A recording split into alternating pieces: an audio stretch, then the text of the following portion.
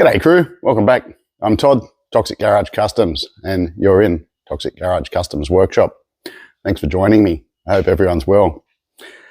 Well, it's been a little while longer than normal between videos, and I've got a good excuse.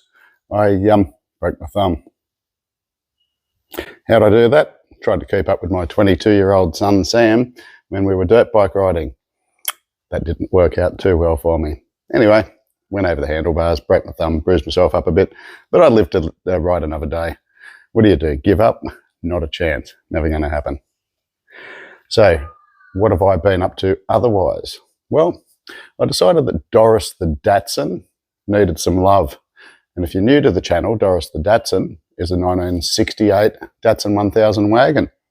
And if you haven't heard or seen of one of those before, then probably a reason is that there's not that many around, I don't think. So I, in previous videos, had said that Doris had a very smoky motor, and long story short, the motor's now in 1,000 pieces. I'm not going to talk about it too much, but what I will tell you is that the next couple of videos are going to all be about Doris. I want to get Doris done.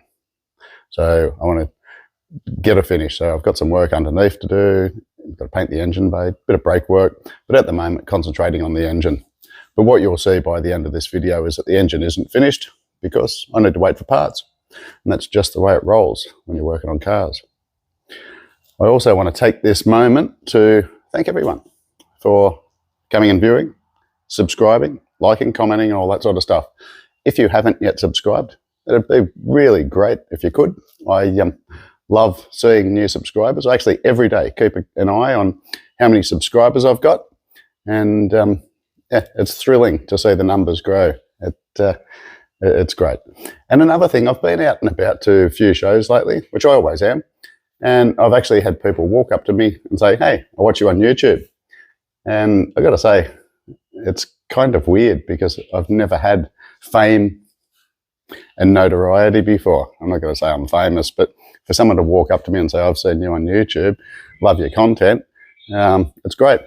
I have to apologize to every single person that's walked up to me, because when you walk up, if you walk up and say hello to me, remind me to shoot a video, because I want you to be in my videos, because you are a big part of this journey for me. And if you watch me and you walk up and say hello to me, then I'll recognize that and we'll make some content. And if you're there in your own personal car, we'll do a little video on your car. If you're not in your own personal car, that's fine. Talk to me about your dreams and aspirations. Anyway, enough of my rambling. Let's have a look at Doris the Datsun. Is Datsun, as she's now going to be called. And Doris the Datsun, as I said, 1968 wagon. Once again, if you haven't seen the videos before, have a look, check it out. Doris was painted in-house and had a little bit of trim work and so on. She was a barn find, literally. Last registered in, I did take the sticker off and I've got it somewhere. Last registered 20 years ago, 19 years ago, I think.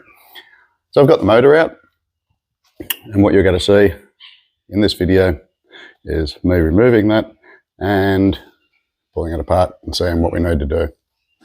I probably don't need to talk about that too much more, because what's the point? You won't have to watch the video then, but please do, and I'll see you at the end. Cheers, guys. Well, I've been up to a few things, just playing around, getting some stuff sorted in the garage, trying to tidy some stuff up, doing some work on Sam's truck. Haven't touched the Commodore for a while. Have got some parts to start working on my hot rod, so I'd like to get into that pretty soon. Still got the International, need to get into that. Picked up that Calais, which is an LS car. It was actually very kindly given to me by my father-in-law. It was actually given to Sam and I. Haven't touched the Datsun for a while, so I actually think that maybe where we left off on the Datsun was that the motor was blowing heaps of smoke. Probably really didn't help the fact that I put diesel in it. That probably didn't help the situation at all. So I think the diesel blew off or burnt off, and it was still bellowing smoke, and it leaks a fair bit of oil. That's the Datsun just there. Leaks a fair bit of oil. Also needs work done on the brakes and some other stuff, I can't remember what. So I'm actually thinking that I'm going to bring Doris, where's my finger? Going to bring Doris up to here where the hoist is, my spray booth, if you've seen the previous couple of videos. And we might we'll pinch the battery out of Clive the GMC, the blue thing over there, because it's actually my battery, and Sam, buy a battery. And we'll put the battery in Doris so that I can do a compression test, and we'll see whether it looks like it's rings, bearings, valve stem seals, what it is. I've no idea what the compression is on that. I don't think I've ever done it. So we might have a play around with that, and I'm suspecting that I'm going to be, let's get rid of those. I'm suspecting that I'm going to be pulling the motor out in the very near future and rebuilding it. So that'll probably be rings and bearings and stuff like that, but we'll see. If I don't have to pull it out, I'm not going to pull it out, but I kind of suspect I'm going to be. And let's face it, Doris deserves some love. She's been sitting there patiently, just been used. Well, actually, I've been trying not to use her as a storage table because I know that there's a painted car under there, but some soft stuff's been set on top of her. Well, let's take the cover off, start doing what I just said. Watch along.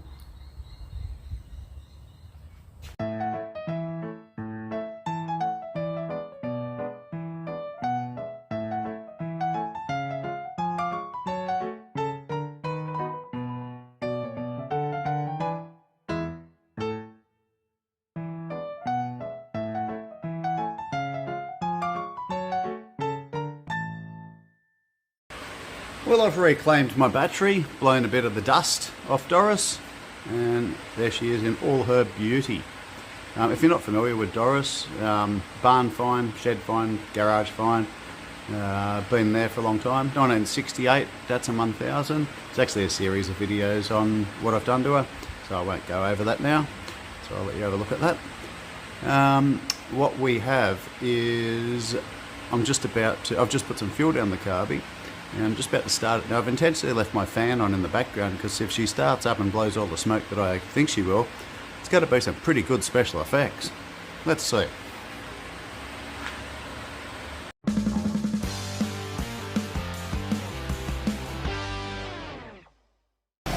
Well, maybe I was being a bit harsh.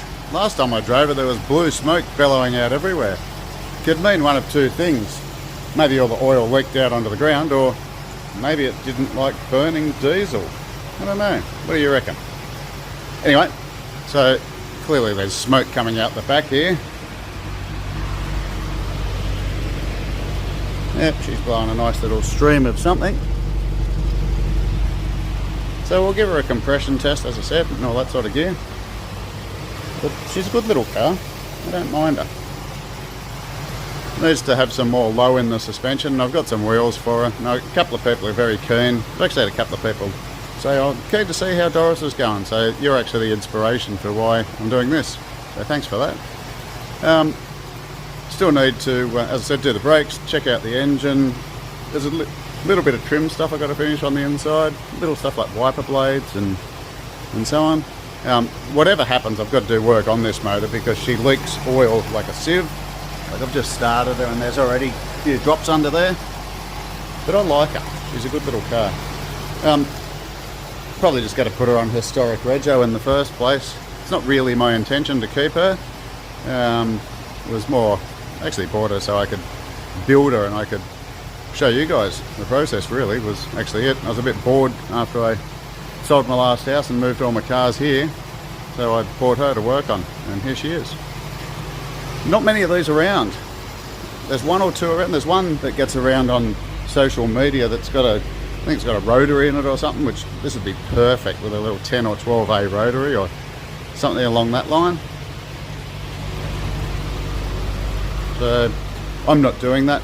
That includes brake upgrades, suspension upgrades, steering column upgrades and all that, and I really don't feel like going down that path with this. Hopefully someone might feel that way, but it's not going to be me. Okay, so she's warming up. I'm not sure if it just whether the carby needs a bit of work. I don't think I've rebuilt the carby on this. I think it came with about 3 carbies, and I think from memory I just bolted one on. So I don't think I've put a kit through it or anything. So it sort of needs the choke pulled out a bit to make it run. And I can't remember, I think I got most electrical stuff working, but there's a gauge or two. And I did a bit of a ghetto interior cleanup, brand new carpet, painted most stuff black vinyl spray, and I ran out of vinyl spray, so I've actually got some that I got months ago, so I can finish doing the doors. The back seat could do with a trim. I have no idea whether I'm going to do it. And the front seats I don't think are originally from, they are Datsun seats, but I don't think they're from this, but they're pretty cool with the velour. So the rear trim needs a, rear seat needs a trim. Needs a few door rubbers and things. So I think we might drive it forward.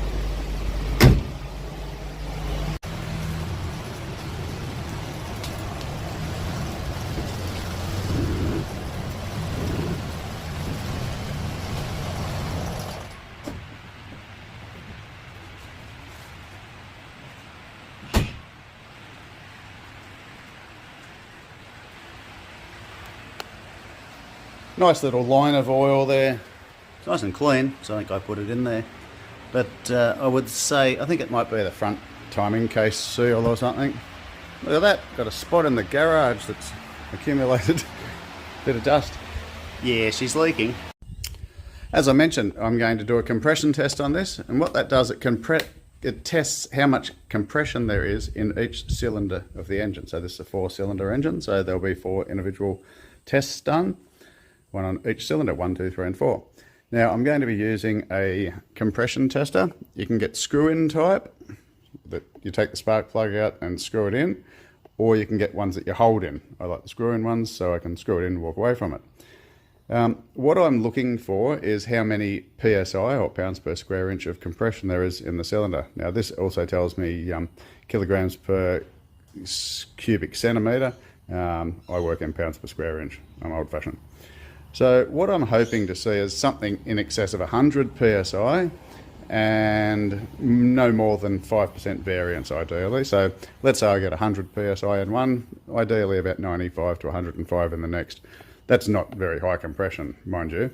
135, 140, something like that would be great, but anywhere between 100 and 125 consistently would please me with this. It's not a high performance motor. I don't know what the compression's meant to be in this. Don't know how worn the engine is, hence why I'm doing this. But what will the compression test tell me?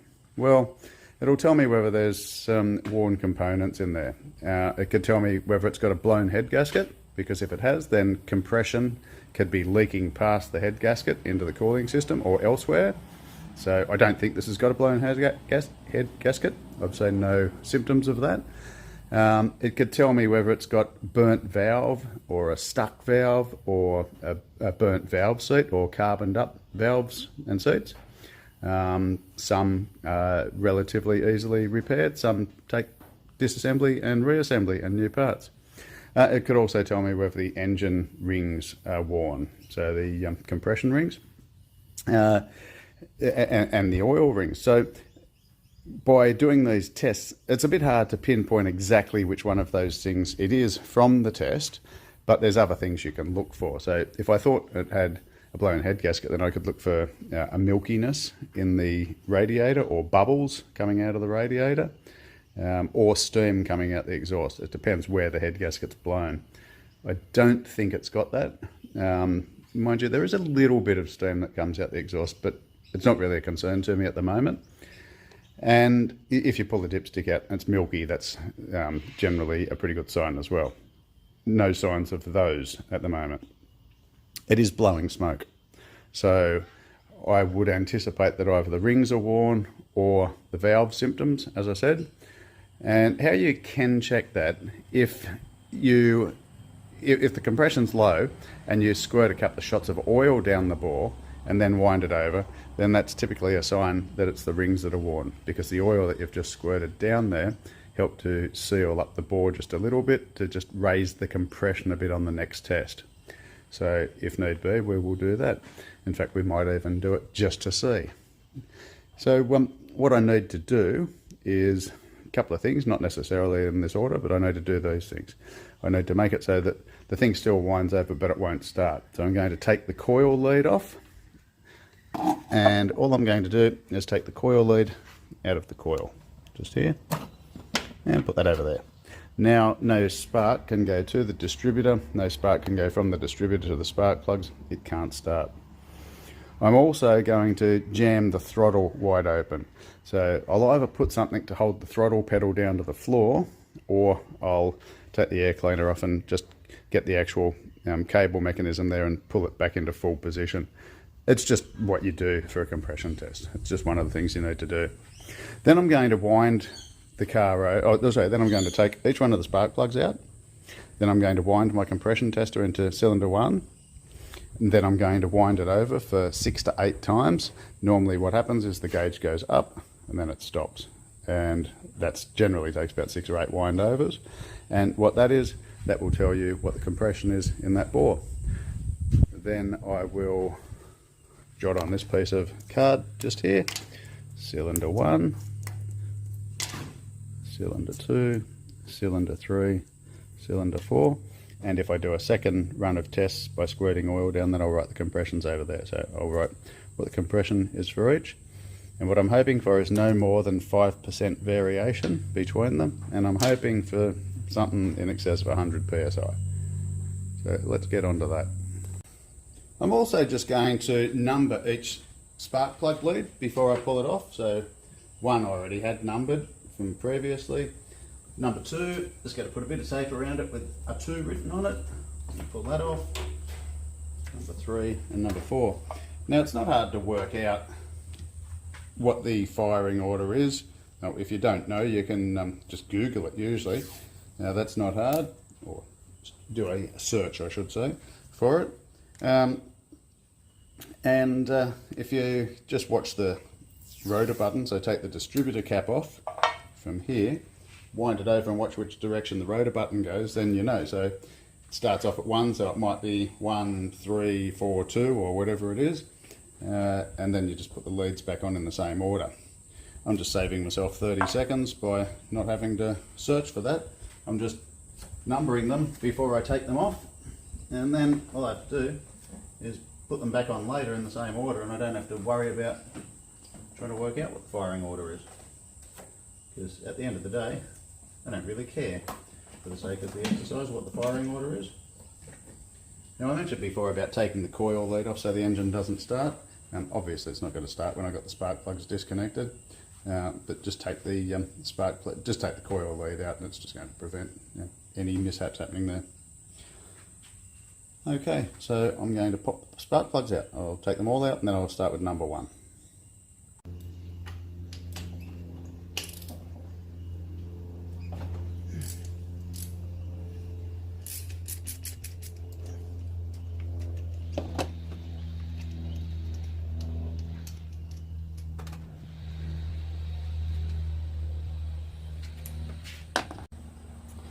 I've taken all 4 plugs out, and what I was doing, I've just got them lined up on the air filter at the moment, in the order that I took them out, just so that I could refer back them if need be.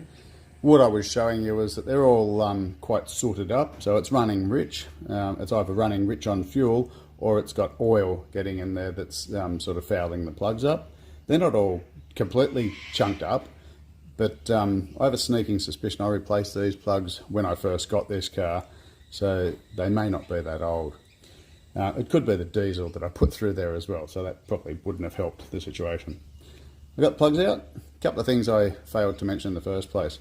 This isn't necessarily the same case with everyone, but my plug spanner nearly touched that positive terminal, so I've just put a rag there so I don't create a short. Zip. But also the engine should be at running temperature when you do the compression test, so I had this running for about 5 minutes beforehand. Still got warmth in the engine.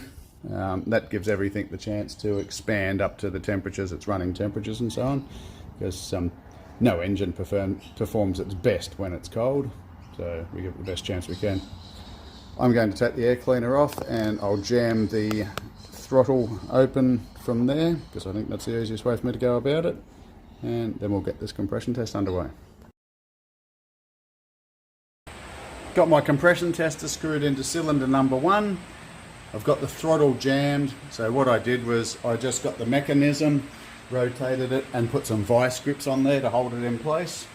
As I said, if I had a person with me, I could get them to sit in the car, hold the pedal down. The idea is not to pump it once you've got it down, to keep it there, so that just you're not continually putting more petrol into the engine, because that could affect the readings.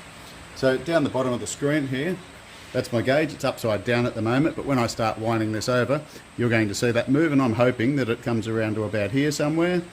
About here somewhere, because that's 100, 120. So I'll show you that in close up as well, so that you can actually see that.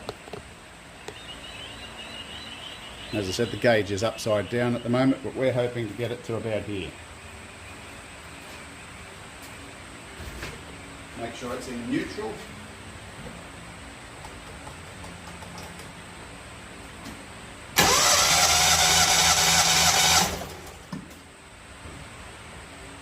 Okay, I've cranked that about 8 times, and what have we got?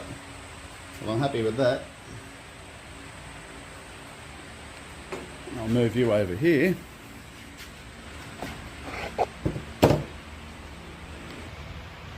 So far, that's pretty encouraging. 170 psi, I reckon that's pretty good compression. What I'm hoping to see is something about the same for the next 3, otherwise it all means nothing. To release the pressure out of this, I've just got a valve here. It's really hard upside down. Push that, it takes it back to 0. Unscrew this, put it into cylinder number 2, and press repeat.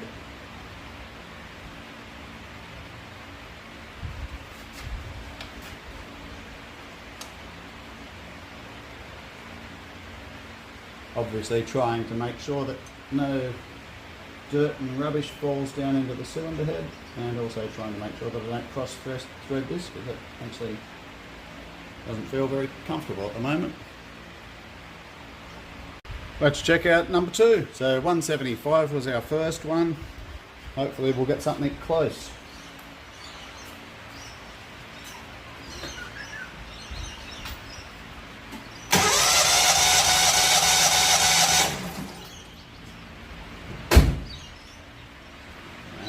We have 155. Probably a little bit low in comparison to 175, but not bad compression. We write those down.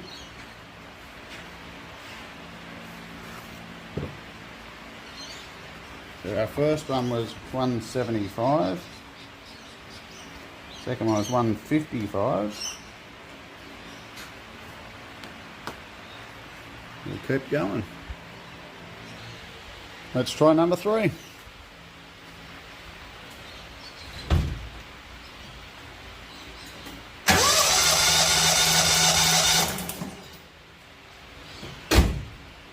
You may have heard a little bit of clicking then. If not, what was actually happening was my coil, I could see it from the car, the spark was coming out of the coil and arcing onto the back of my compression tester. That's okay. Righto, what have we got there? About 148. I'll call it 150. 150. Let's go with number 4. Last one.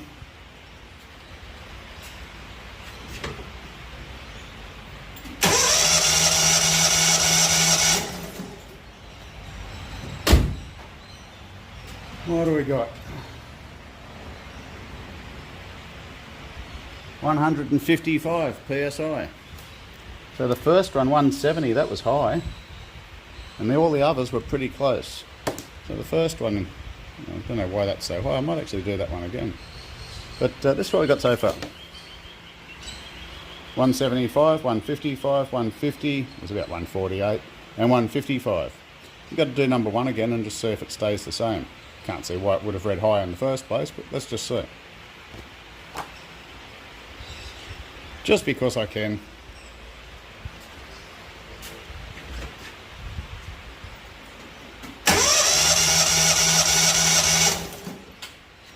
From where I'm standing, it still looks pretty high. 175 it is. Oh well, that's what it is. So we're inconsistent. So I guess it should be up around the 175 or higher mark. I really probably should check out the specs. So the other three are probably down a bit. Let's work out what the difference is, and we'll also do a wet test, so squirting some oil down, see if it makes a difference in any of the cylinders. Before I do the wet test, I just did a real quick little bit of maths. So 175, as I said, 5% difference is okay. So I just punched into my calculator, 175 times 5%. And that's a button on the calculator. And it told me that 5% of 175 is 8.75. So I've just said let's call it 9. So 9 psi difference is what should be okay. So 175 minus 9, if the others were 166 psi, then they'd still be within about 5%. So the others are 155, 150, 155. Not extreme when you think about it. Like if 166 is okay and I've got 150, that's not absolutely terrible. So then I thought I'll just work this out as well. So 5% of 155 is 7.75. So let's call it 8. So 155 minus 8 psi. These ones here could have been as low as 147. So this one was about 148 from memory. So that is well within the 5%. This one is the same. So these three are absolutely fine. This one is high. These ones in comparison are too low. So yeah, I don't know that it's justifying pulling the motor apart just at the moment, but I'll do a wet test. And as I said, I'll squirt just a teaspoon of oil down each cylinder, one at a time, because it's going to blow out at me otherwise. And then we'll see. So if the compression comes up on any of them, including this one, if the compression comes up on any of them, that's telling me worn rings. If it doesn't come up, that's telling me more a valve situation. And if it's a valve situation, it could either just be carboned up, it could be a burnt valve seat, or it could be a burnt valve. If it's just carbon, then you can clean carbon off valves without pulling the engine apart. We'll worry about that then. So let's do a wet test. So literally all I'm going to do is get my oil can and just squirt in a little bit of oil, about a teaspoon of oil, so about as much as sugar as you'd put into your coffee.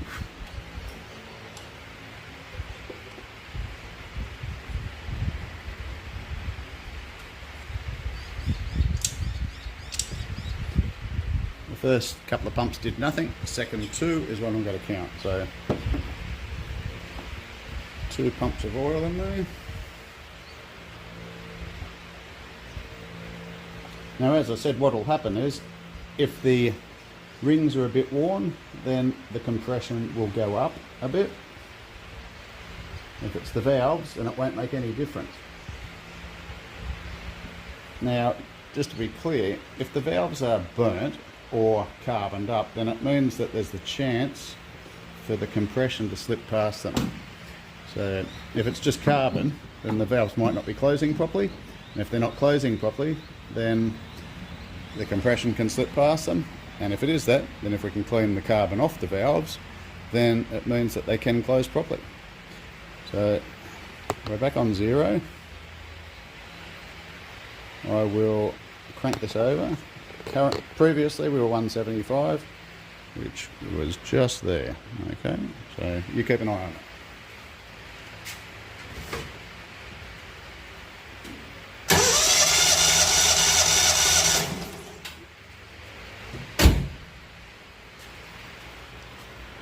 $180.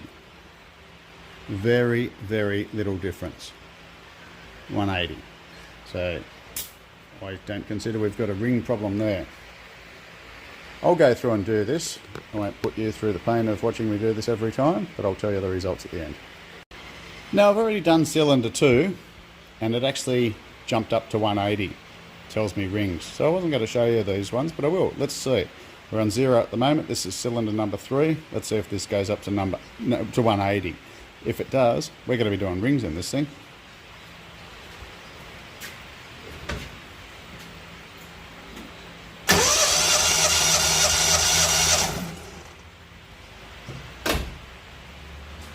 And we have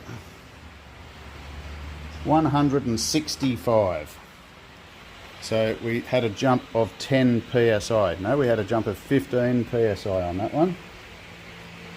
we had a jump of 25 psi on the last one. Yep, that's right. Now what are we at? 15. Yep, 25. So 15 on this one, 25 on the last one, and it was only 5 on the first one, which was the best one.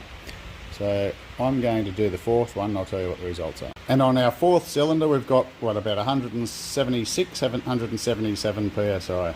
So what that tells me, or what I'm reading into that, is that the rings are going to be replaced in this. Now, of course, the bore could be a bit damaged as well, it's scored, but the earlier readings, those sort of PSIs that we were getting, doesn't tell me that the bores are in particularly bad shape. So I think what we'll be doing is giving it a light hone.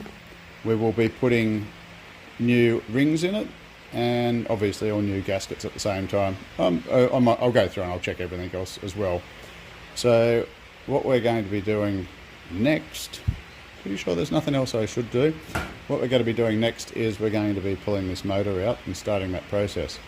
Now, just to be clear, previously I adjusted the valve clearances on this, so there's no point checking whether the valves are staying open or closed or whatever unless the valve clearances are good. So you've got to adjust all that stuff in the first place. So, because if the valves weren't closing, for example, then that's not going to give us a very good reading. Time to pull this motor out. Before I do that, what I need to do is obviously disconnect everything. And so that's going to be radiator out, so coolant out, radiator out, disconnect the fuel lines, disconnect the clutch, the choke, disconnect the exhaust from the easiest point, wherever that might be, probably right there at the flange. Undo the engine mount bolts, undo the clutch cable, I think this is. Yep, this is cable. Undo the clutch cable. We'll just disconnect it. Take the bell housing bolts out and undo. That's about it, I think. Probably be some other things, maybe the earth strap and the power lead and so on. But it's not a very long job. I'm not going to film this on real time. I'll film this on time lapse, and we will pull this thing out, spill oil everywhere, spill coolant everywhere, and then we're at the stage of we can start pulling the motor apart to have a look at it. Luckily it's not absolutely putrid because I have washed it in the past, because if you've been here before you know I don't really like getting dirty. So let's do this.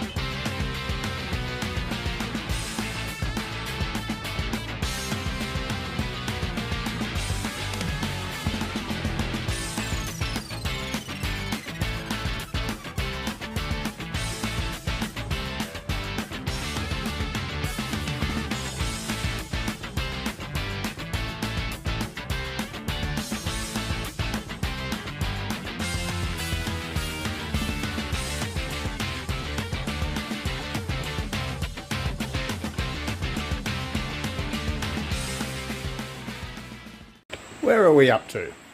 Well, I pulled the radiator and one of the radiator hoses, or the heater hose, this one here, the heater doesn't actually work in this. It was hard to get off, so I actually just cut it, and the reason being there's enough hose if I want to reuse it, but I probably won't reuse it because it felt crunchy, so I just cut it. I'll worry about taking the clamp off once the car's out. I've never seen any signs of the radiator leaking, so I'm pretty confident there. I will give it a back flush and give it a clean out like that, and then I'll recondition it with a can of Rattle Can Black. It'll be just fine. The hoses, I think I replaced some of them came with the car. If I got any doubts I'll replace them, but otherwise they'll be okay. First things first, I disconnected and then took out the battery before I did anything. So disconnected the fuel lines, got the fuel line clamped. While I will be able to work out where pretty much everything goes, I like to label every wire. So, like down here, I've just got bits of masking tape on there, oil pressure switch, and then temperature and alternator and etc, etc. Now, the reason I just stopped, I just want to show you something here. I've taken some wires off the alternator, and there's one there that yellow wire that goes into the back of it. Stay. If I can get the torch to cooperate. So this wire just here, there's a little 8mm nut that comes off the back. Now it's fighting me. I can get it to turn, but I'm pretty sure from my experience if I keep turning I'm going to snap the pin off the back of the alternator. So what I'm not going to do is snap the pin off the back of the alternator. What I am going to do is I'm going to sort that problem out when I can get to it better, and for the time being I'm going to save myself the heartache of snapping it by getting this wire, and I've got enough wire to be able to join it. Might come out here a little bit, and just got to cut it. So that's the wire that was giving me some grief. The alternator is now separated, so I've unplugged everything else. But this one, I've left enough wire that if I have concerns about snapping that stud off, which I know is very hard for you to see, snapping that stud off just there, then I will just join this properly, join it when I put it back in again. But I will try to get that off while it's out of the car without swinging off it, because I don't want to snap it, because that would just annoy me. So there's that. Haven't taken the exhaust off, haven't taken the bell housing off yet. Have sort of disconnected the clutch. I'm not really sure how that's supposed to come off there. I'm actually thinking I'll take the gearbox and engine out together, because I want to have a look at it. I've got a new clutch in a box, so might as well change that while I'm at it, which means I don't necessarily have to unbolt the starter motor at the moment. So I've disconnected the wires from that, but probably won't undo that.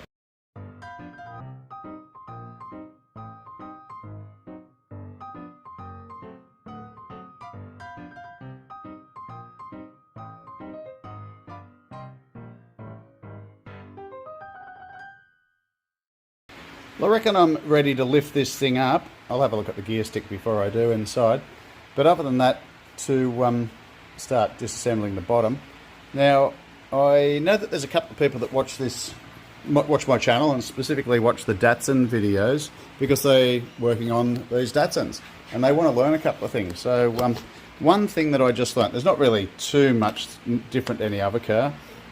Basically, I've taken engine mount bolt out here and one on the other side. It's just a 12mm with a flat washer and a spring washer. I could probably take the bottom off, but I think it's just going to lift up, so probably not necessary. But if need be, I could just take another bolt off here, I guess, or I could take it off from underneath. The fact that they're facing each other, I might need to loosen that up, so we'll see. I'm leaving the starter motor in, as I said. With the clutch is not something that I'm used to on these, so just to explain. So this is the clutch cable. So it's got all these things here. Basically, there's a bracket that comes off the bell housing. This guy here. Oops, dropped the bolt. This guy here. So he sort of bolts like that. Bolts into the back of the bell housing, just there. Something like that. And it might be like that. Like that. And the cable goes through this hole here. Now, to get it out, I wound back these large bolts in the first place, and then was able to slip it through here. To get the actual cable out, you've got to hold this 10mm lock nut and then this one, and the whole bottom of this unwinds out. So it completely separates out. If you're not a Datsun person, if you're just watching this out of interest generally, then please feel free to fast forward for a minute. And then this part here actually feeds up underneath the clutch fork here. So this here, so that's the part that operates the clutch. It feeds up from under here. There's things in the way everywhere here. So it comes up from underneath. So that's it there. Comes up from underneath. And then this cable, this part here, screws onto the top of it. Screws onto the top of it, just there. So you've got to separate those two. Well, that's what I have to do. Separate those two parts to be able to disconnect the clutch cable from the clutch lever, so that you can get it out. hard to show. I'll put it back together and I'll show you again. I'm going to throw this tripod in the bin at some stage and buy a new one, because this one's a pain in the neck, keeps falling over. But this is the end of that cable. This is that piece that I was just showing you. It just screws in the end of that, like that. And then there is a lock nut there, this one here. So I held this with 110mm, undid that, and then twisted it off. So that was the part that allowed me to get out of the clutch, the arm, the lever that operates the clutch. And the rest of this, where the cable is, that was the part that went through this bracket that mounted on the bell housing. Time to pull the bonnet off, the hood, whatever you want to call it. Like everything on this Datsun, 4 10mm bolts holds it on. It's super heavy, so I've got the beauty coin here to assist me. So if you'd like to take your position, we will start unbolting. Hold it. Super heavy. There we go. This one, that's flopping on it.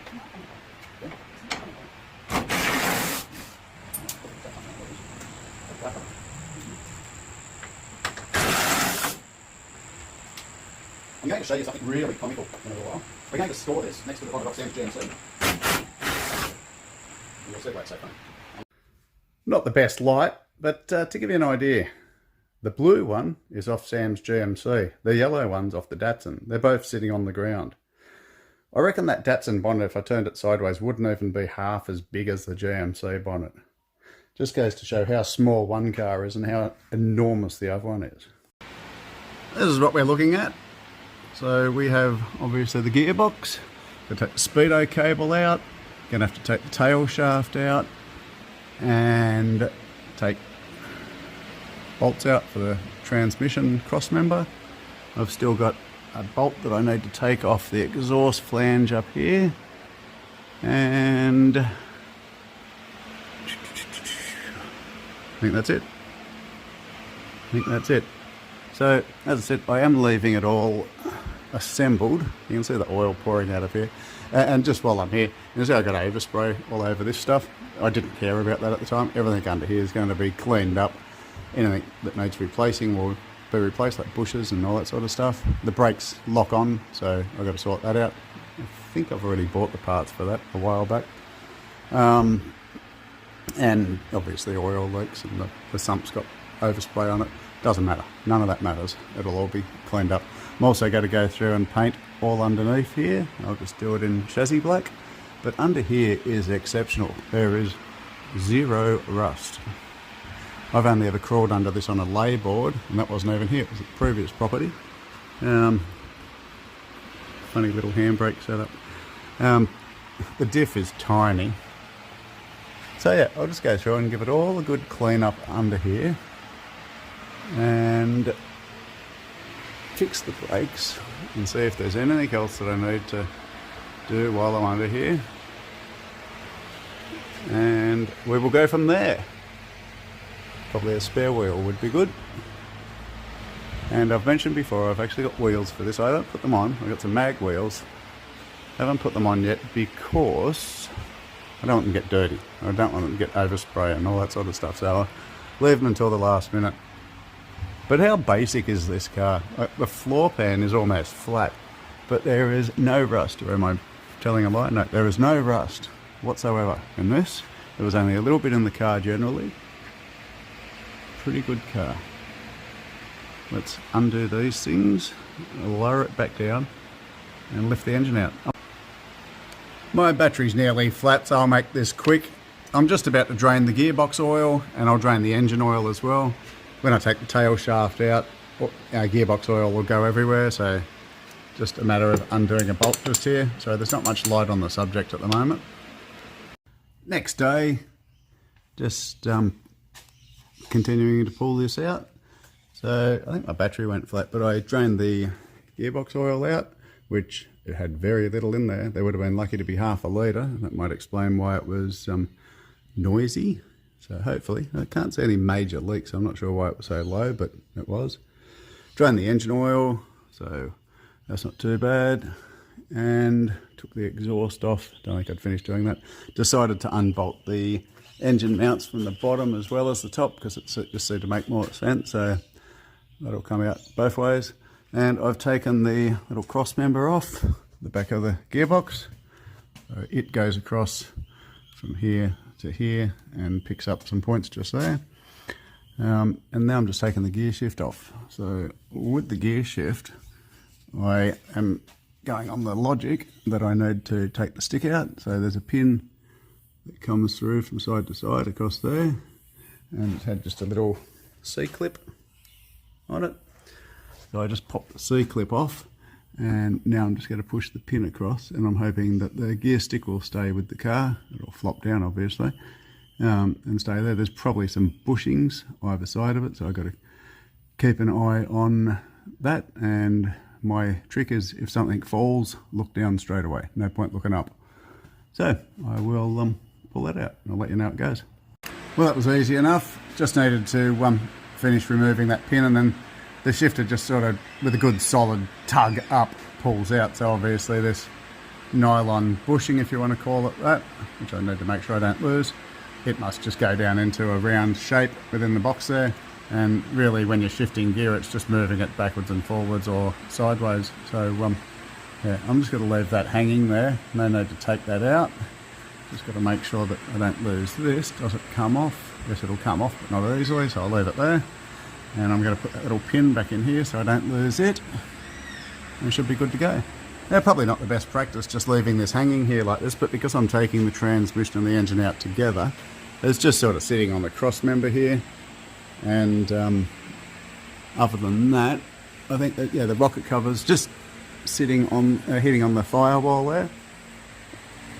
So I just need to double check, but I'm pretty sure that I can lower the car, put some chains around it, start lifting this thing out. Now that I think about it, I have a feeling that my battery went flat before I showed you this as well. So I took the exhaust out. It was just held in with a bolt and a bracket here. It's in two pieces, but it just came out in one piece. So it had some rubber donuts that went from here to here, both of which were broken, so I've got to replace those. And then nothing supporting it through the middle, and it just bolted to the manifold, obviously. That was actually a little bit of a struggle to get it off there. I think those studs might be pushed out a little bit, but that's no biggie. And I took the propeller shaft, or the tail shaft, drive shaft, whatever you want to call it, off. So it's just some 12mm nuts and bolts going onto the rear end here, which pretty sure that rear end might be a little bit worn based on that. There was a pretty loud whining noise, and I wasn't sure if it was the gearbox or the diff, but I thought it was the diff because it was happening constantly, not varying at speeds, which you would think if it was varying at speeds it would be the transmission. So I reckon that is probably pretty worn out, so we'll have to make sure we look at that. Yeah, it just slid out from here obviously. So got the propeller shaft and the exhaust just sitting over here. So yeah, as I said, I think I forgot to show you those because the battery had gone flat. Part way through, all lifting out pretty well. You gotta love a vehicle manufacturer that gives you mounting points on the engine straight off. I always like to take my distributor cap off when I'm lifting an engine out as well because I've broken a few. I've actually just got it sitting here at the moment. Hopefully I haven't scratched the radiator support. But I've got a leather apron here to try and protect it because no matter how hard you try, you'll always bump into that. It's getting really windy out there. In for a storm, I think.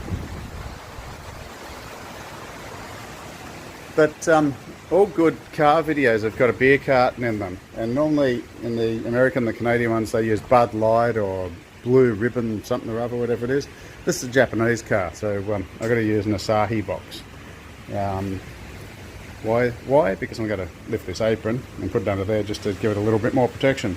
That was totally unnecessary commentary, but hey, every video's got to have a beer carton in it apparently.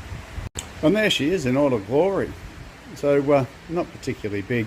In hindsight, taking it out in one piece with the transmission and the engine was probably a little bit harder than it needed to be.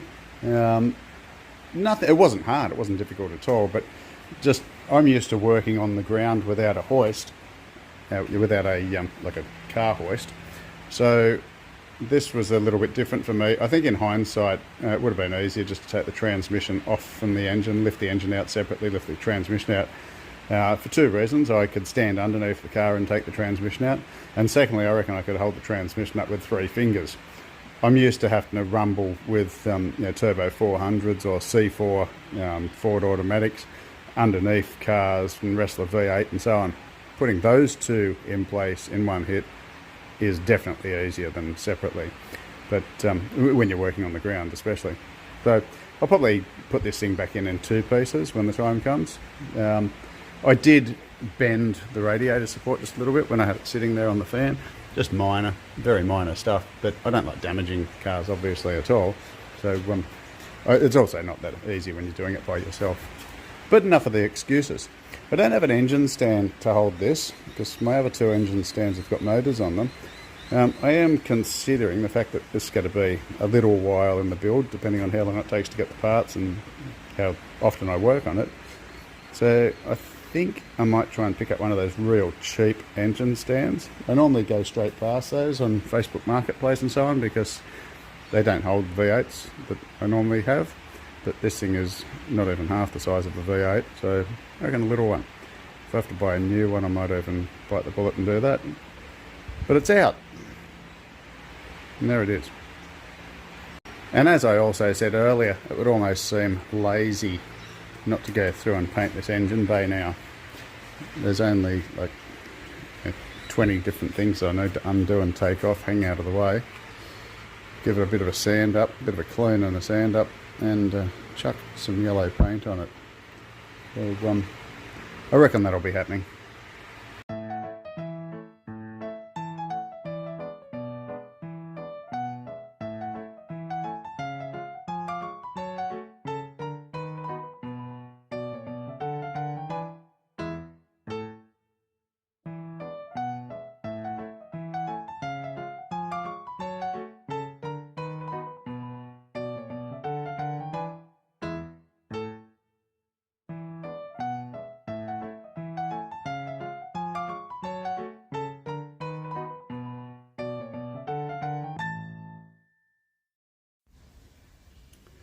Separated the transmission or the gearbox from the motor, half a dozen bolts, and I don't know if you saw in the hyperlapse or not, but I quite literally can just lift that thing like a barbell, one hand up and down. It weighs nothing.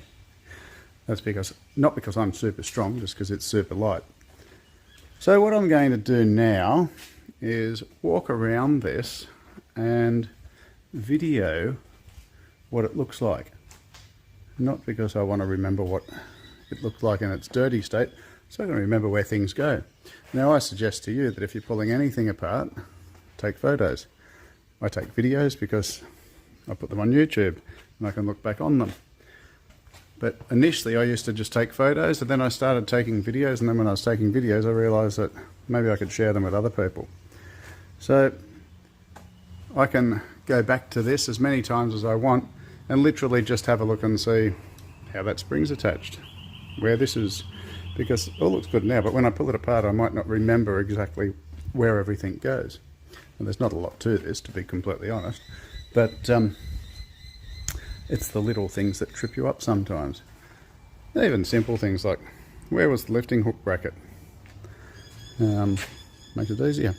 When this dowel falls out, rather than look for it, rather than try and put it into a threaded hole, where was it? I don't know, there's really not much to show you on this, but I think you get the idea.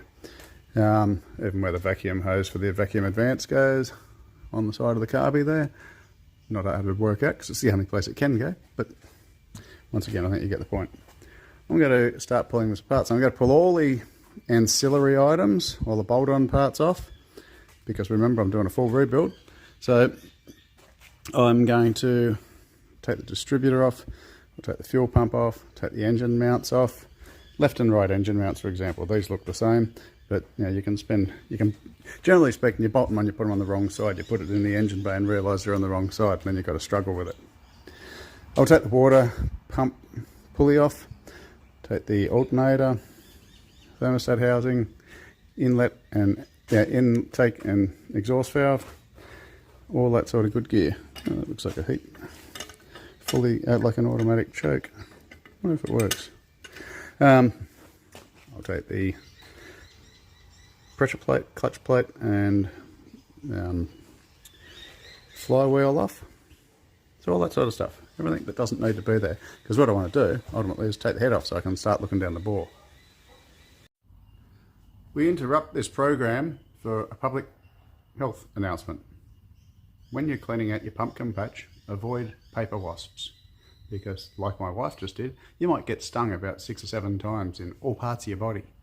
Lots of screaming, guys. Might have been on the video, maybe not. I had to run off. And I broke my glasses at the same time. Luckily, Davina's okay. A few ice packs in strategic locations. She'll be okay. We now resume our regular programming.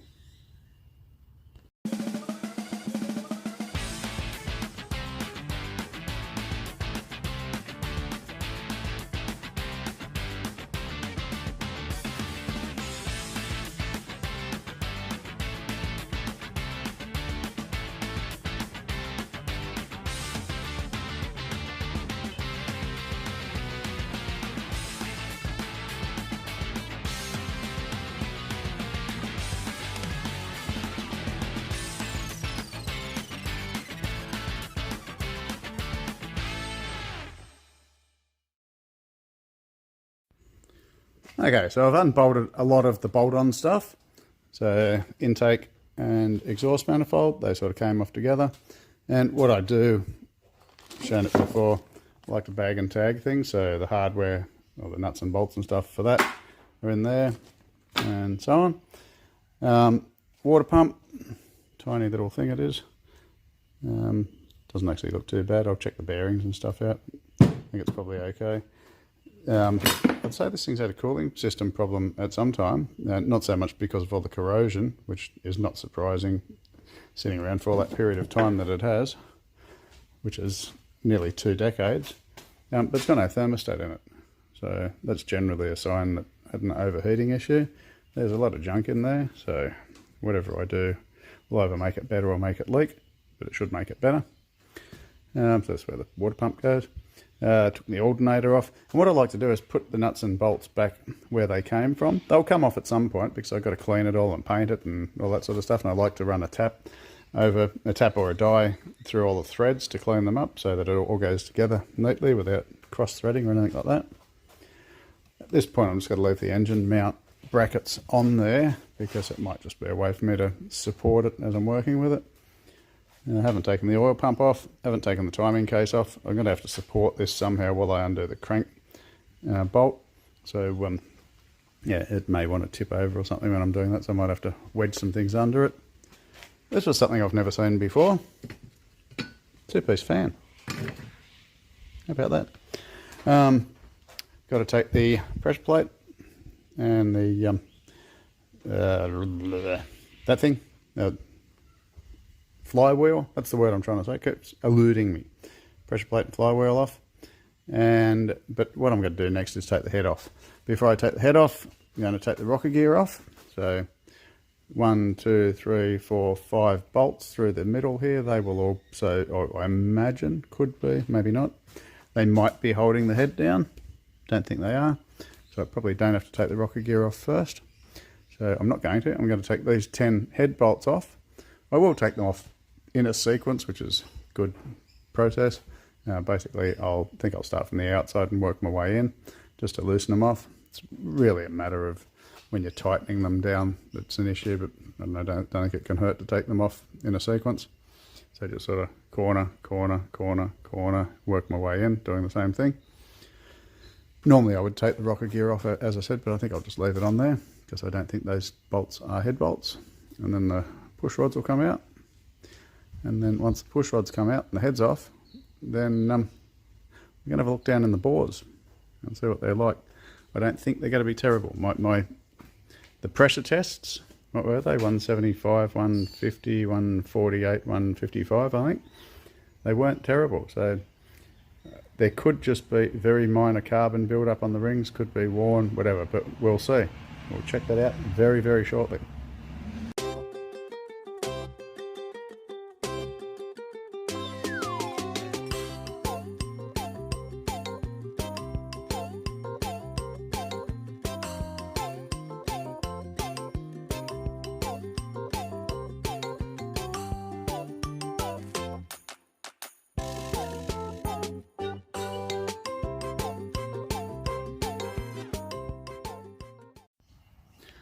Okay, so I did end up taking the rocker gear off, and the main reason being so that it could just release, because as I was unbolting the head, it was lifting, and the push rods were pushing up on the lifter, so I didn't want to do any damage, so I just loosened that off.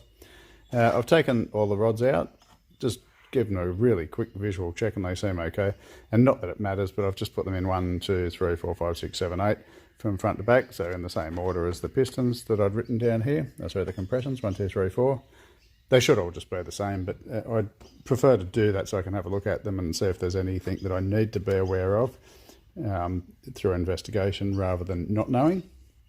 Now, something I did discover is that the head studs, head bolts, have washers on them, which is normal, except for one that went here and one that went there. Now, that doesn't seem normal. I'd say that someone hasn't put them back on, so I'll be chasing some of those. So there was a couple here. Actually, that's the first one. I sort of put these in the same order as well. And this one over here doesn't want to come out. So what I'm expecting is that it's all gummed up with oil, or more than likely coolant or water rust from the cooling system. It might go into a gallery. So when we pop that over, I'm expecting crud of some sort build up on the other side of that. And one of these, when I pulled them out, 1 or 2 of them had some junk on them, which made me wonder whether they go into the water gallery, which is not uncommon, or whether it's got a blown head gasket. We'll find out. So I'm just going to give this a gentle blow with a soft face mallet just to dislodge it from the head gasket, and we'll flip it over, spill oil over the bench, and have a look at it.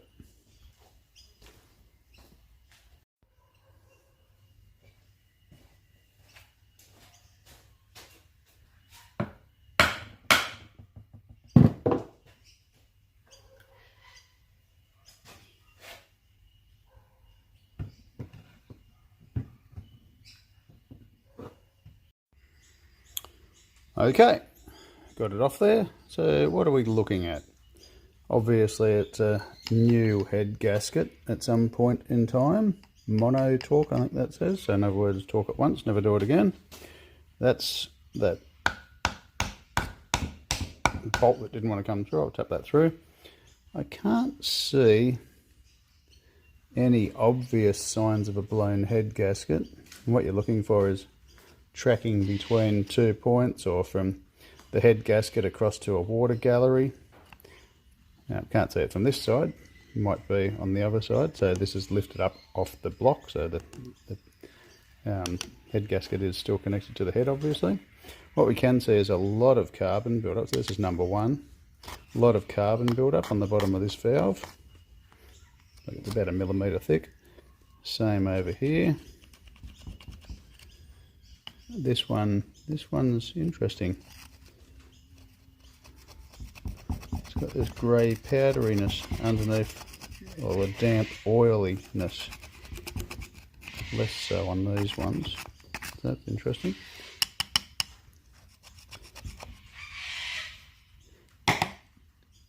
Wondering if this one's had water in it. And this one, bit of carbon there. Can't see anything frightening yet. This valve here, it's not my imagination, is sitting out higher than, say, the other, than this in one, this one, this one. So I wouldn't be surprised if it's a bit coked up underneath. So there's some carbon on it. There's blockages in the water galleries for sure. Okay, I'll look at that in a bit more detail in a bit. Can we see anything in here? At this point in time, it's a bit hard to see anything, so I won't worry too much about that. The engine block. So what do we got? This is 1, 2, 3, 4. So running my finger up here, I can feel the carbon build up at the top, so a little bit of lipping at the top. This one's got a mark around it where it may have been sitting for a while in that position, maybe with a bit of moisture in it or something.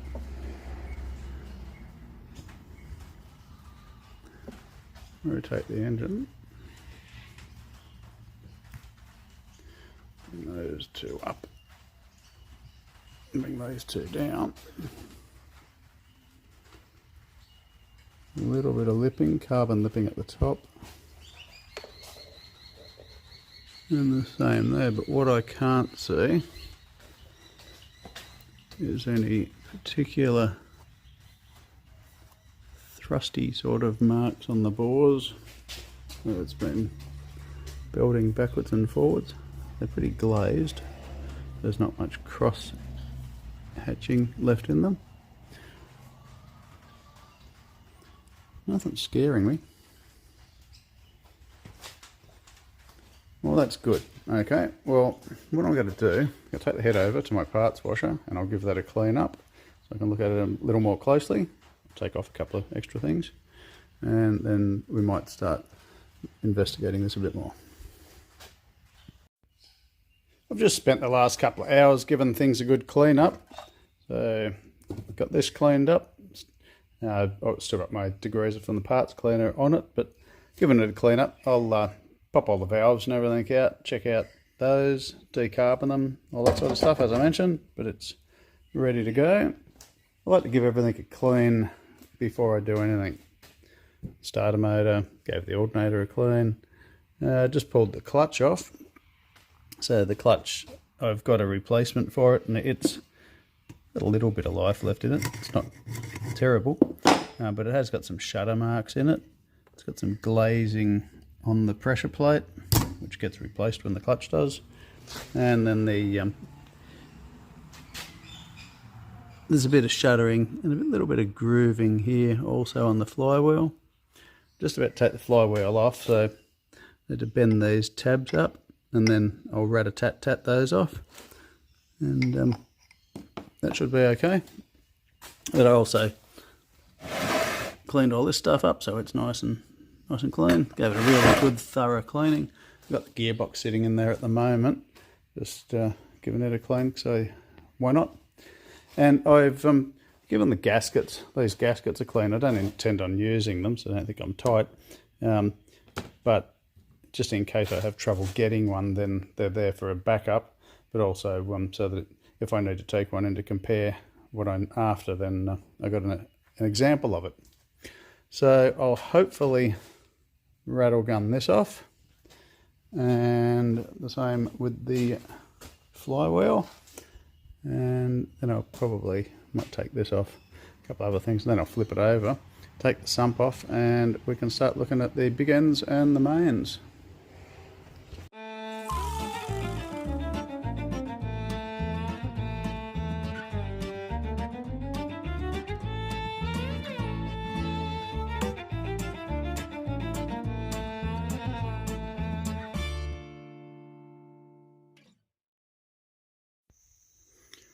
Sump off, timing case off. There we are. Looks pretty gluggy in that sump, I have to say. It's very black as well. I haven't lifted it out yet, but I noticed just there, right in the middle of the frame, there's something there. So I'm just going to lift that out and see what it is. It's either a spring or a bit of a bolt or something. Yeah, it's very gluggy in there. What's that?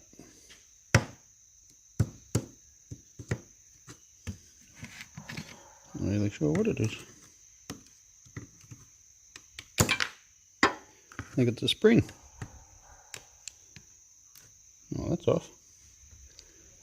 It's out of the oil pump or something. A bit bizarre. Anyway, we'll work out what it is, or won't. Maybe someone dropped it in there. But that looks very sludgy in there, I have to say. Oh yeah. It's like grease. Nice. Yeah, so it might have been a few oil changes overdue. Oh, that's what we're here for, isn't it? That's what we're here for. Okay, well, I'm going to pull this apart. Well, once again, I've been snapping a few photos as I go along, taking the timing gear off and so on, and just things like this plate, just which way it's orientated, so like the dish is on the outside, just things like that. This video is going to help me for remembering exactly the way things go back together. Obviously this is the end of the cam just here, so very shortly I'm going to undo the main bearings and the big end bearings, no, the caps, and we will slip the crank out, and then we will remove each one of the pistons in order and go from there. And we'll also pop the cam out.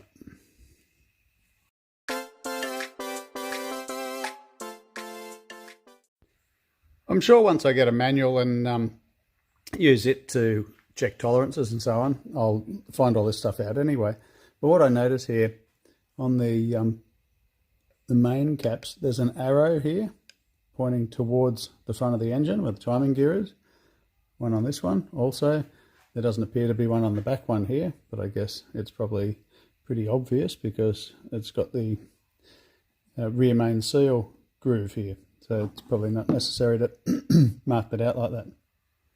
Things to notice.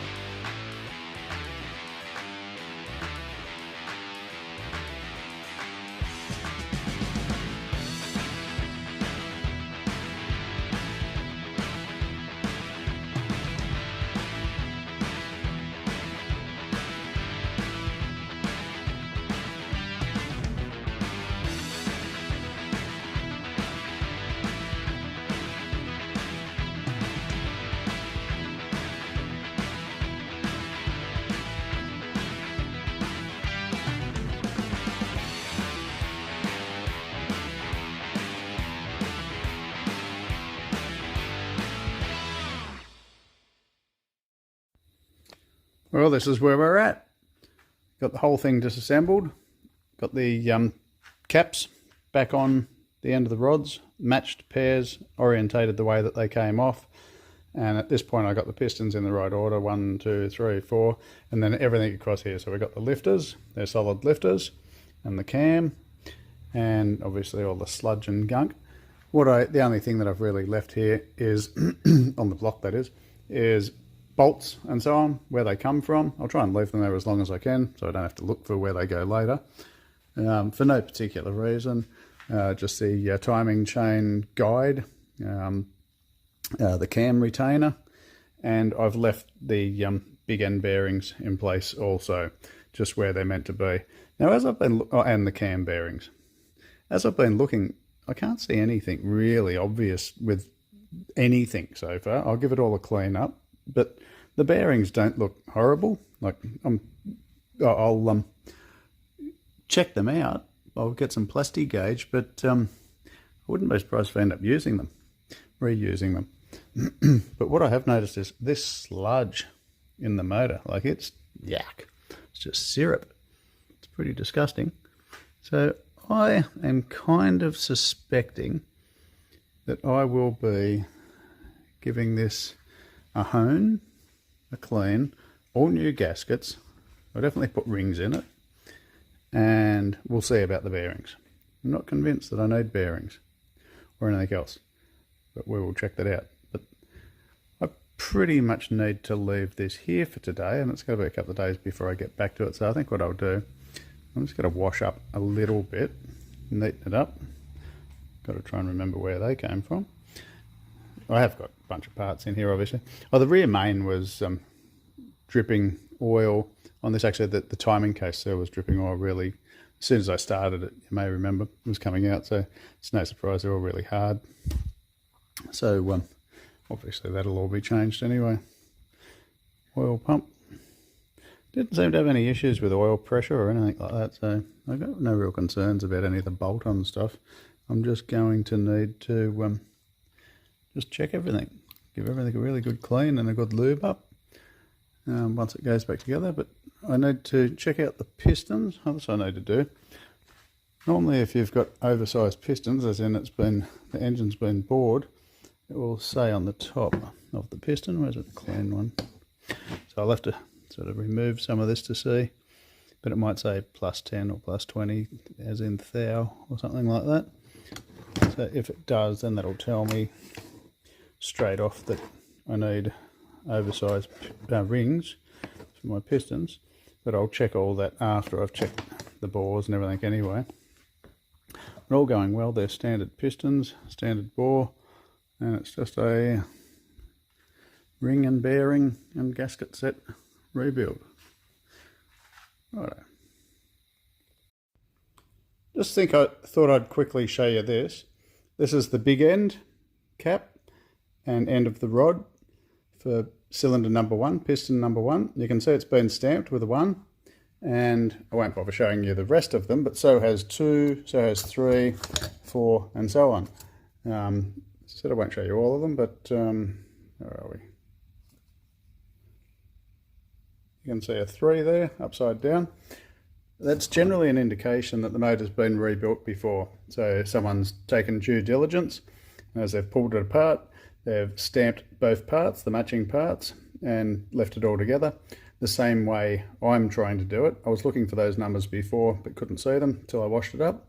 So that means that 1, 2, 3, 4, I can put it back together the way it came apart.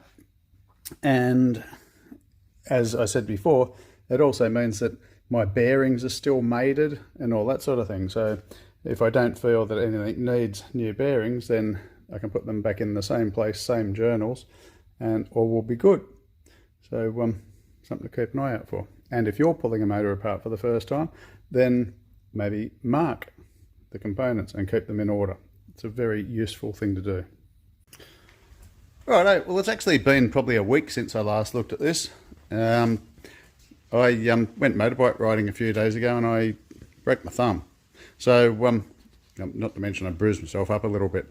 That's all right, I'll live, but it makes it a little bit hard to do anything when you can't sort of grab and haven't got the strength. So I haven't really been doing much, and because of that, I've been forced to rest up, which I'm not very good at.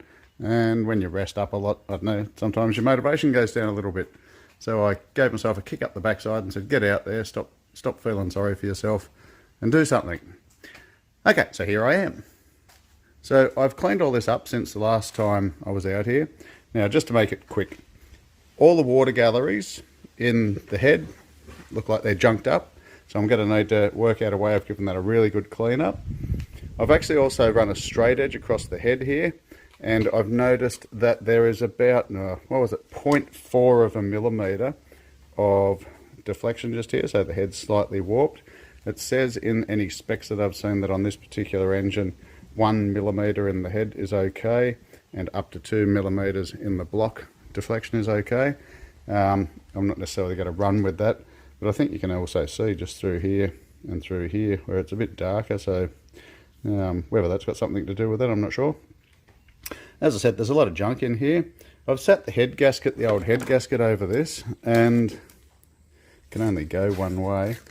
And any of the, no, it's not that way, any of the, it's not that way either. It can only go one way, as I said. So wherever there's any slight corrosion in the water galleries and things like that are well within, or well outside of the combustion chamber, so I've got no concerns there.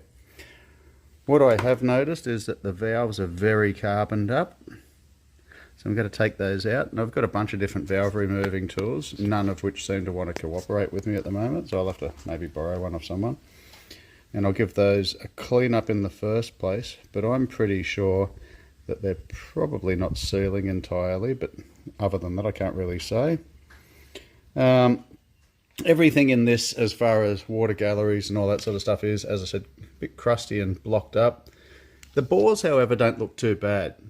There is a little bit of shine to them. It's definitely lost that cross hatching, So I'm going to give those a hone. I'm pretty confident, and I've measured them up just with vernier calipers. That's the only thing I've got. I haven't got a dial gauge or anything. And they're all very consistent. Don't know what they're supposed to be, but they're consistent with each other. So I'm going to go down the chance. I'm just giving this a mild rebuild, is probably the best way I can say it, a basic rebuild. I'm going to hone these. There's no severe lipping. Right up the top there, where that dark spot is, there's a little bit of lipping, but it's more a little bit, sorry, down the bottom I should say. It's more just a carbon deposit than anything else, but there's no severe lipping. Like I can feel something there, but I think it's just carbon rather than anything else. Looking at the pistons, let's just have a look at this one. We can see there's a bit of thrust mark on the sides of them, and the same on the bearings. All the big end bearings seem to be the same. So I think I'm going to go down the path of replacing the bearings. I'll clean the pistons up. Well, I've cleaned everything up, and I've cleaned them up somewhat. This one here, this is number 4. You can see there's been some foreign matter fall into the bore at some point in time, probably down the plug hole or something. It's only very minor damage on the piston. It's suitable to use. I'll give it a little bit of a file up. There's no damage on the bore or on the actual head that I can see. So I'd say like literally just something has fallen down there and had a bit of a munch up, and maybe it previously did some damage, but I can't see anything now. Where the seal goes here on the crankshaft for the main is a little bit corroded, but I think if I get some emery paper and give that a clean up, it'll be okay. The journals themselves are glazed, but I can't see any damage. The timing gear is a little bit worn. The cam, pretty much the same story across all that. The journals and everything, it's got a little bit of wear on them. Oh, not major, just glazing, so on. So I've got no concerns about anything really, other than the state of the head with the amount of carbon build-up and the water jackets. Obviously, all of the cooling system is going to need a little bit of attention in that regard. Anything that has had water or coolant in it, come on, focus, is a little bit corroded. And the same with where the, like even the, where are we? The thermostat housing, pretty junked up. So what I'll do, stuff like that, I'll go through and give it a good sand blast and just see how it looks. The timing case seal I know was crunchy and leaking. It'll just be replaced as course of action. So I'm pretty sure that the path I'm going down here, I'm going to replace every single gasket and seal in the whole engine. And I'm pretty sure I'm going to replace all the bearings as well. Why? Because it just seems like a wise thing to do. I was erring on the path of not doing that, but I'm pretty sure I'm going to replace all the bearings. I haven't done any plastic gauge testing on anything. I actually don't know if anything's oversized or undersized yet. So I need to get some accurate form of measurement to be able to check that, and I need to find out the specs. So I've got a couple of people that I'm going to ask that I think might be able to answer those questions for me about the specs. So I guess where I'm going with this is, all I can really do at the moment to get some movement forward is, well, and I did consider putting the block and the head in and having them chemically cleaned, mainly for the cooling system than anything else. I think I'm just going to try and do it myself in the first place, and if I'm not satisfied with it, then I'll look at it further. So I'm going to try and give those a really good clean, and that'll probably involve something like making a tub out of something with some sort of cleaning agent in it, and I'll let you know when I know. And I'm going to run a hone on the bores, and then I'll run a wire brush, a wire wheel over everything I possibly can, threads on bolts and stuff, just to try and get a good visual and just make it clean. And I want to repeat, I'm not building a race engine, I'm not building something that I'm going to be offering anyone warranty on or anything like that, because it is my car. I'm just doing what I consider a basic and budget engine rebuild. I've left this stud bolted, so I couldn't get it out, and when I did eventually get it out, it's got a whole heap of junk sort of built up around it. Again, I'm not sure if it's corrosion or if it's a carbon build-up or something where it's been getting down through the stud and build up. It's quite hard to get out. So yeah, there's a lot of junk on that. I'll clean that up. But I guess that's about it. I don't think there's anything major needing to it. It's just all those replacement things. Don't think I'm need to have it bored or anything like that. The deflection in the head is one thing, but I will clean that up and I'll just check it more accurately. But if I can, I'll get away with putting a head gasket on it. Other than that, I think I'm just doing more cleaning. I've just spent a little bit of time sandblasting some things. I'm not going to reuse this, but I thought I'd give it a blast to see. It's kaput. Timing case, it's come up pretty well. Got no issues there.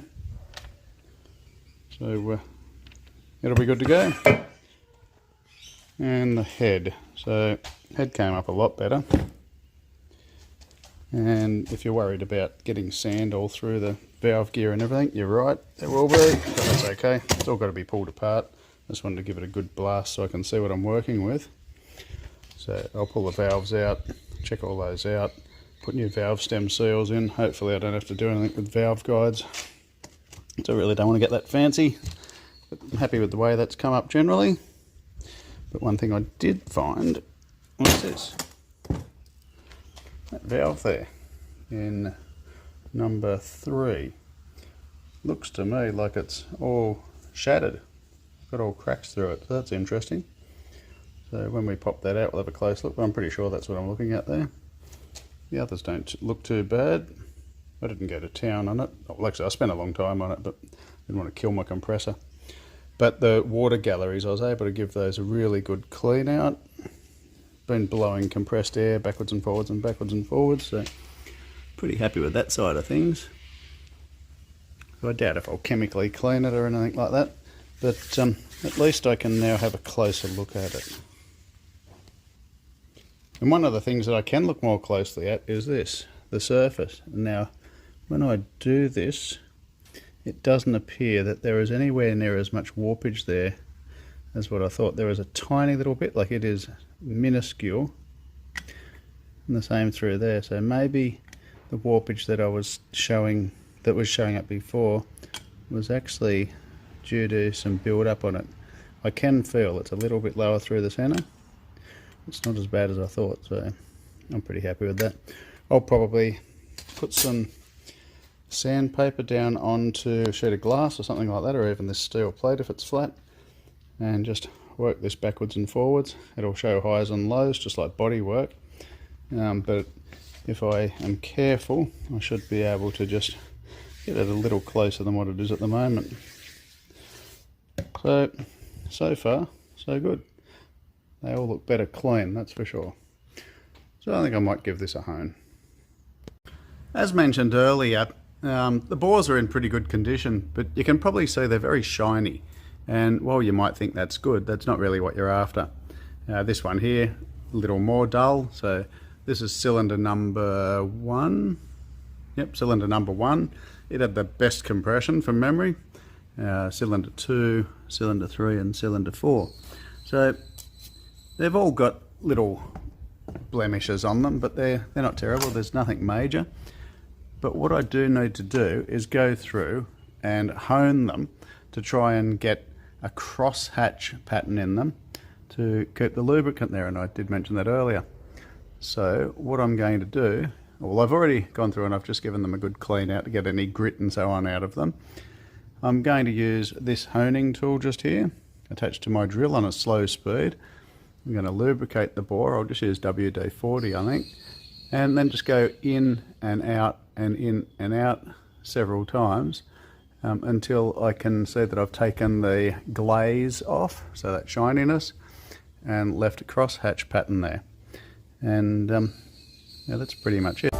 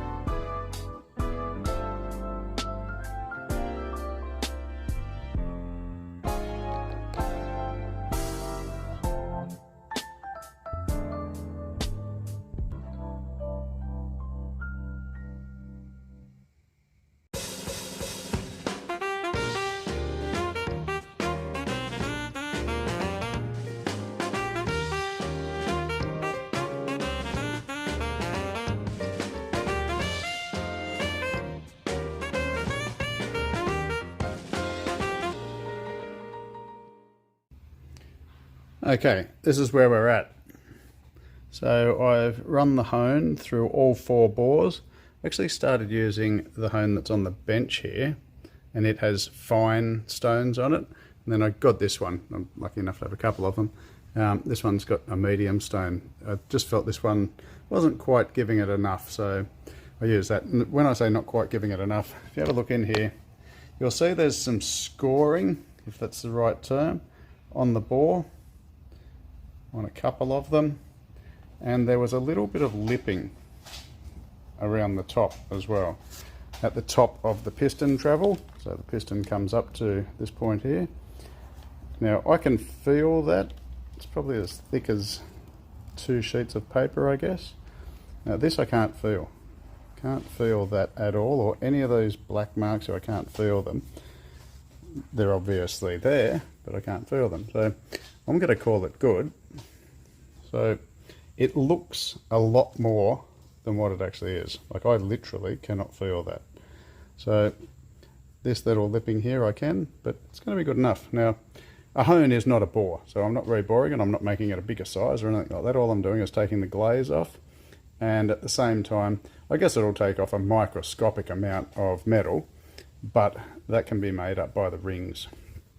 So the fact that it spins, then it is going around, it's in a cylindrical shape, so I guess it's probably taking off any minuscule imperfections in shape.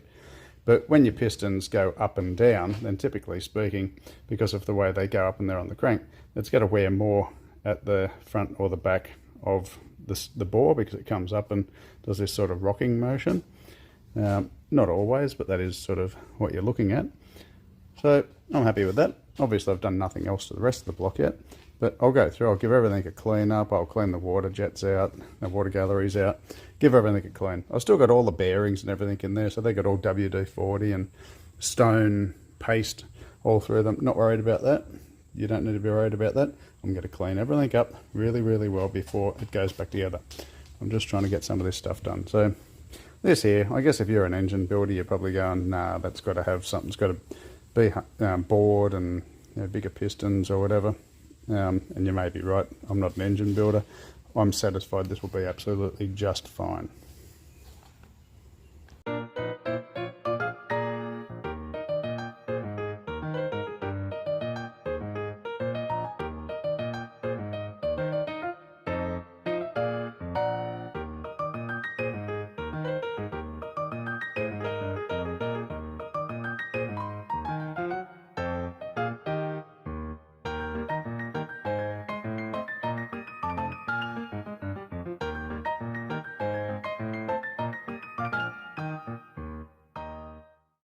Well, I'm sure plenty more will come out, but what you just saw me doing then, well, most of that was I was blowing out all of the water galleries and the steam vents.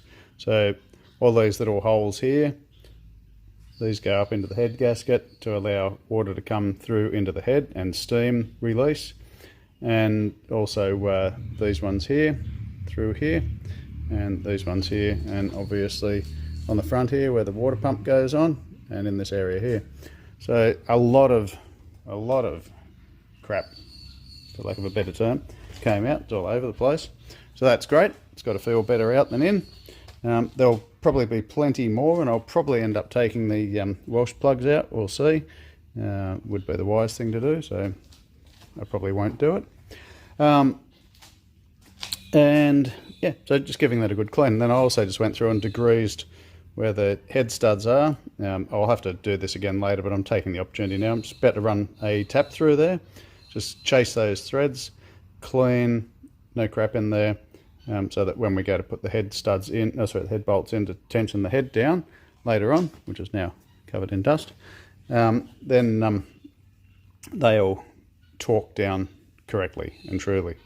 And I also just used a gasket remover on a little die grinder here, non-aggressive, so just cleaned off all the remaining gasket, and I'll do that to all the gasket mating surfaces if need be. I'm just going to chase these with a tap now.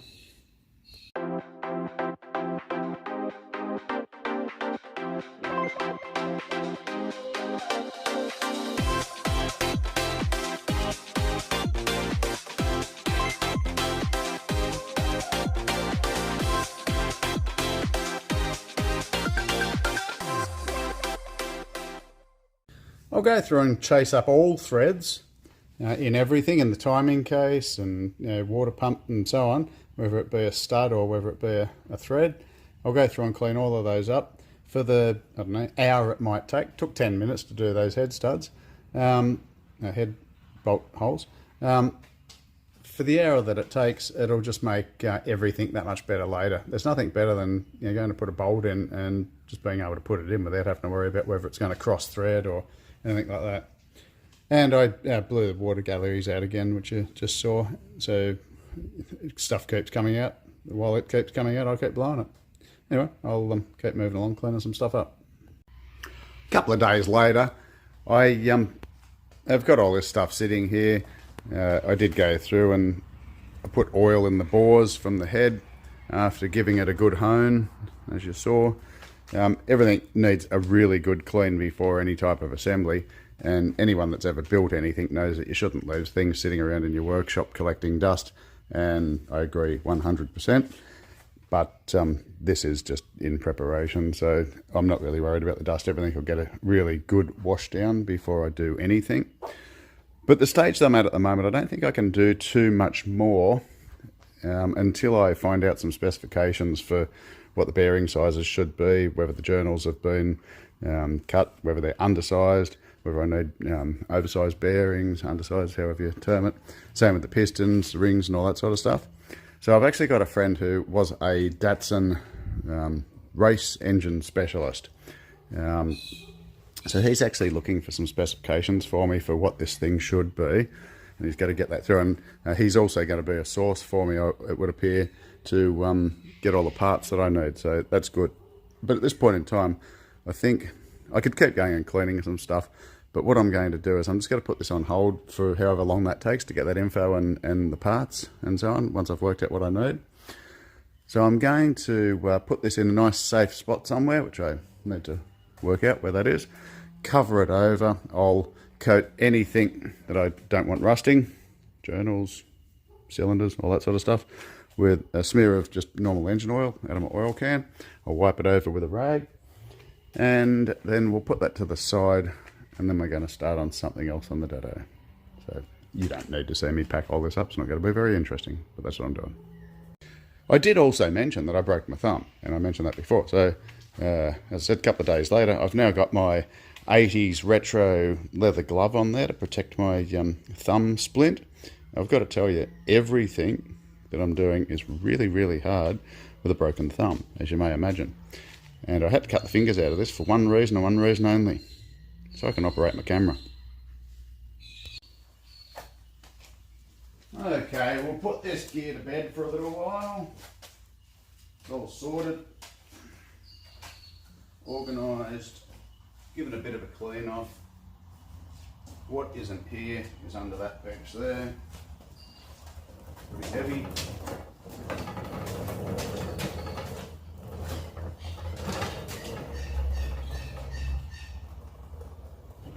Put it in there and get back to it in a little while. Beautiful. I've said it before, I'll say it again. Unless you have a memory that never ever forgets anything, put stuff organised neatly and label stuff. I can tell you from experience, you will probably forget, because I forget. And if I forget, then you will. Okay, what are we going to do next? Well, here we are, the other end of the video. So we've got the motor out, pulled it into 1,000 pieces, just waiting on some parts. And I believe I've found some pretty good contacts to help me with those parts. So there'll be more about that in the video when I get around to doing the motor, and that will only be dependent on when the parts come. I'm not sure how long that'll be. But what I am going to continue to do is do other work on Doris. So I'm going to paint the engine bay, going to do some brake work, going to do a little bit more work in the interior, do some lowering blocks in the back, and I'm going to paint underneath. So that's in the next 1 or 2 videos, and the motor will probably be in the same videos. So stay tuned for that one. I would like to thank you for joining me and for following me right the way to the end of the video. Not everyone does that, so if you did, then that's great. And just once again, if you haven't subscribed, if you could subscribe, that'd be great. Really appreciate it. Costs you nothing. It's free. You'll get a notification when there's another video. And other than that, I'd just like to say, go and pick up an angle grinder, cut something, and stay safe doing it. I'll see you on the next one. Cheers, guys.